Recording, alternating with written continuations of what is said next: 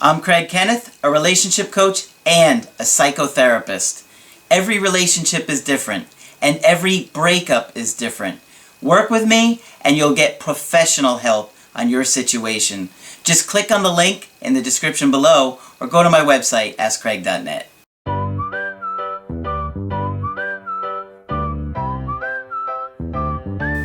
Hi there, I'm Coach Kenneth, and in this video I'm going to be talking to you about when trust is broken.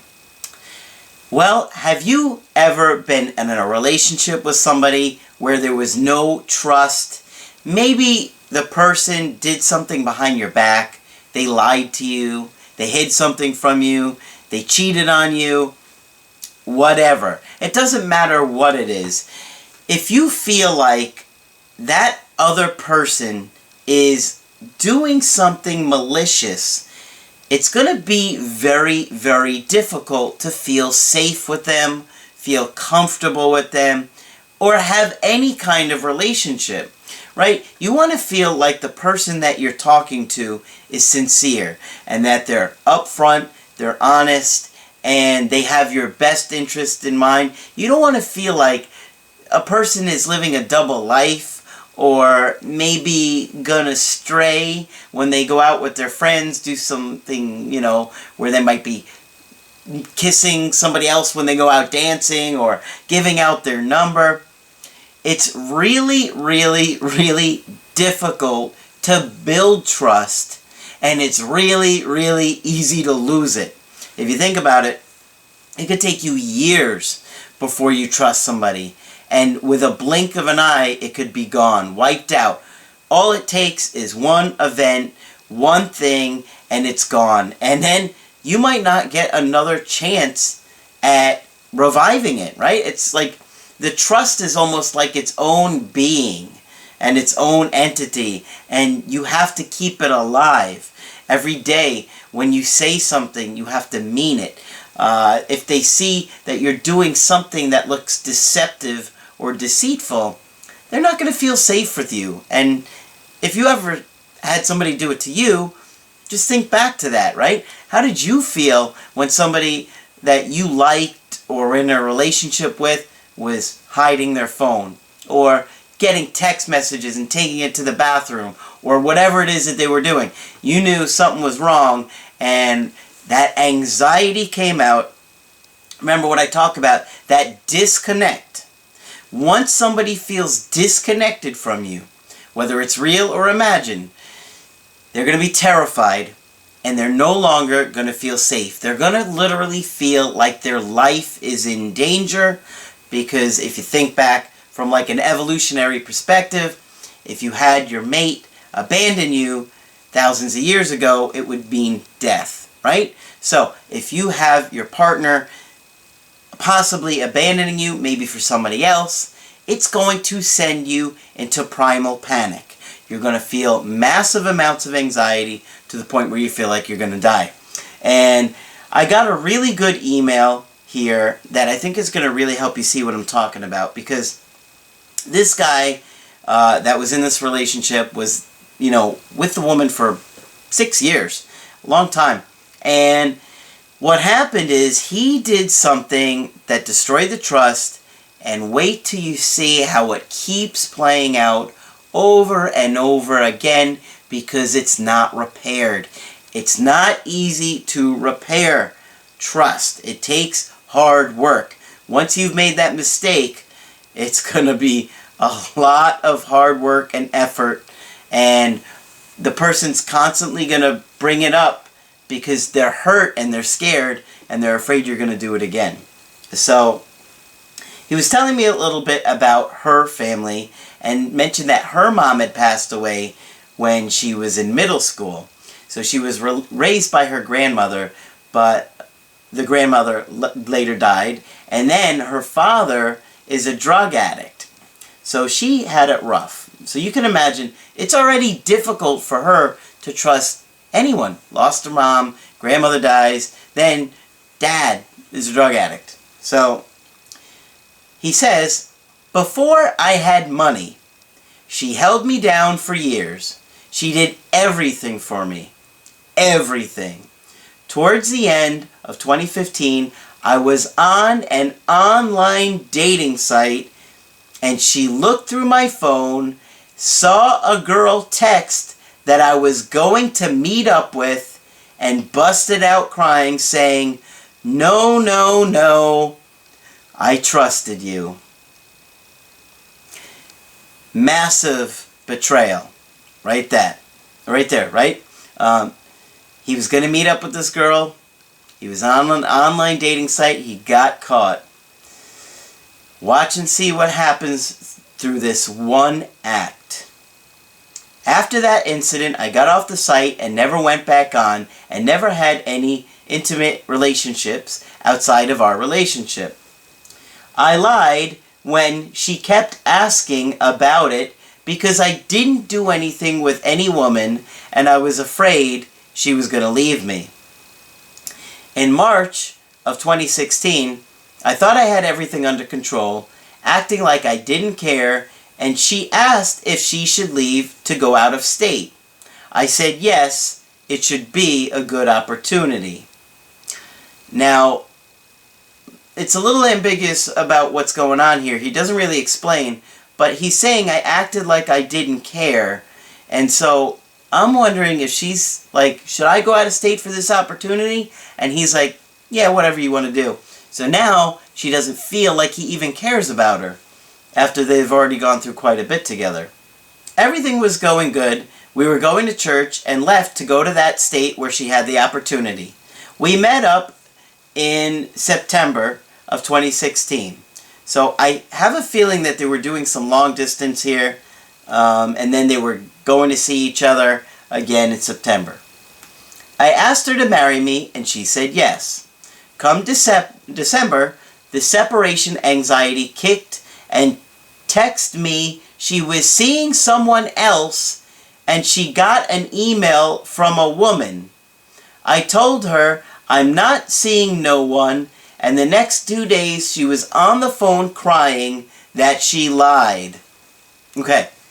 So as you can see, he didn't really make this very clear, but what I am putting together here is that she texted him saying that she got an email from a woman and saying that he was basically cheating on her. But he wasn't, and he's like, whoa, I'm not cheating on you, and then she admitted she was lying. So she was testing him here. She wanted to see if he was cheating. She felt like he was cheating, and so she thought she'd come up with a plan where she thought, oh, maybe I'll bust him. I went to where she was living a couple weeks later, and we made love, and I bought her gifts, and then I left.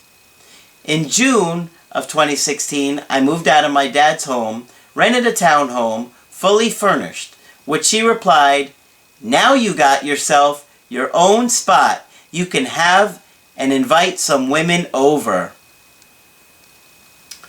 He said, I told her that it was us when she comes back. Now, you see how all of this stems from the one incident with him being on the website? She doesn't trust him. She doesn't believe him. Now she's long distance, and it's getting even worse. I had a bodybuilding contest, which I won, and took a picture with my shirt up, and 4 old ladies, co-workers, fake touching my abs, and we took a picture. I put it on Snapchat. She messaged me, I see I'm not needed no more, and you have your friends. I'll see my way out. See, any little thing that makes her feel like he's cheating. Remember what I said, real or imagined. The threat is real to her, and it feels real. Whether he really was doing anything with these ladies, probably not, but for her it was real. It brought up that same pain, and now it's coming out again. This is why it's incredibly important that you guys are honest with your partner and don't try anything like this, because I see situations like this all the time. I remember talking briefly in a video maybe a week or two ago about the guy who had downloaded Tinder after he got into a big fight with his girlfriend. She found out. He didn't even talk to anybody. He deleted it right away. Huge fight. She never forgave him. Huge breakup. And she refuses to even talk to him. And it's been, I think, about a year. Can't remember how long it's been, but it's been a while. But he's still broken up about it. Because he was going to marry her. So trust is critical, guys. I told her they were there for support. And they were like 68, 40, and in their 50s. September, we were supposed to go on vacation. I was going to pay for everything, but she said she was broke and couldn't go, and that I should take one of my friends, that they'll appreciate it.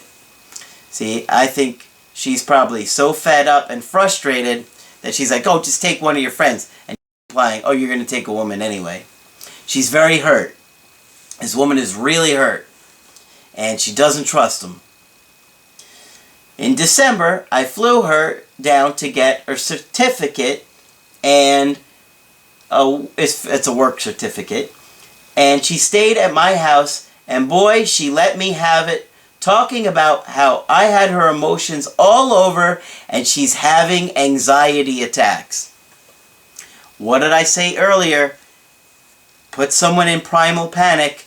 She's having panic attacks, anxiety attacks, because of this.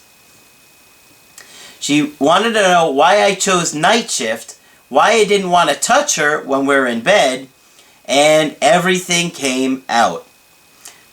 So all these little things that may not have been big had you not had that one incident are big now. And she's looking at everything with a magnifying glass, right? That's basically what we do. She was acting up so bad, I told her she had to leave, and she did. But I told her that she didn't have to, but she already booked the hotel before that. She wanted to talk to my father and let him know what's going on. After that, I dropped her off at the hotel and said, well, the ball's in your court, and I said I'm done. We hugged, and she held me tightly, started crying, and we texted that night, and she told me she loved me, and if I can take to the airport to see her off.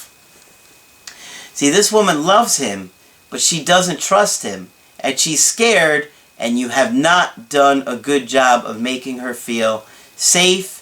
You haven't done a good job of letting her see that you are committed to her after this violation of trust. Maybe you haven't been transparent enough. I don't know. Maybe she is sensitive in those areas, but you're the one that made the mistake, so you're the one that has to really repair this. Of course, she's part of that too, but in January, she was acting good, calling before work and after work, emailing me that she was doing good. Valentine's Day, I got her nothing, and I asked if she wanted anything, and she said no. On Saturday, she called me at like 1 a.m., like she was trying to catch me with a woman, saying, what are you doing over there? I said, sleep. Why? She said, why are you acting all fancy? You got company over there or something? See, this woman just has no faith in him. I asked her everything okay? She said yes. You're not reading the cues, man. If you don't realize that something's bothering her, that's part of the problem. This woman is completely disconnected from you, lost all emotional self-control, and you're just kind of oblivious to it. After that, everything went downhill from there. It triggered a needy behavior out of me so that I started to do all the calling, trying to prove that I'm not doing nothing. It was so overwhelming for her that she asked me for time and space because she was mentally exhausted and she needed time to figure things out. I didn't do so one night, and I called her and she blocked me. And I emailed her and asked her if she was seeing someone. And she said yes, she is not attracted to me like that anymore. The flame is gone. Guys, this is so important. Learn from this man's mistakes. Do not risk violating trust with your partner, because if you do, one incident is all it takes to destroy trust. look at what's happening here.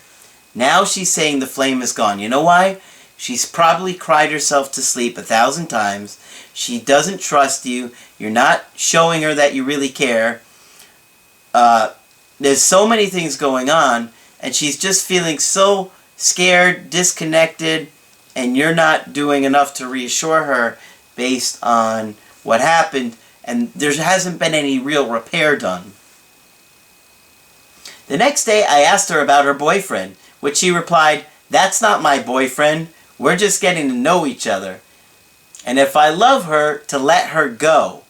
And if it's meant to be with me, she'll let me know." And I was like, "Oh, okay. Glad you told me that when I bought you that $400 TV so you can help me watch." And she got mad. Man, that is just petty. And first of all, where are you getting a decent TV for $400?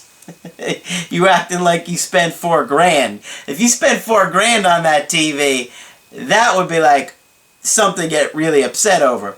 $400 TV. Okay, you might get yourself something decent there, but let's face it, that's not like some top-of-the-line TV that you should be angry about. You were being petty. He said, "I was crushed. I told her I need time and space to get my mental health back in order because this is not me, and being in your face all the time will not cause attraction.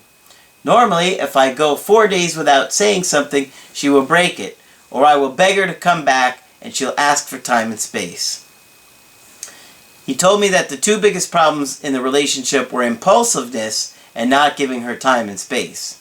Well, I think he's missing out on the big one, which I have made the center of this video, which is trust.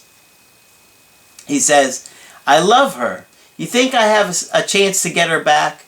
She's still off where she is," meaning for work, "so I can't even see her, but she's looking for jobs to leave there to come back here." Well, I don't know what's going on with that aspect of it. Of course, if she moves back, it's going to be a lot more likely to work out. Is it possible to get another chance with her?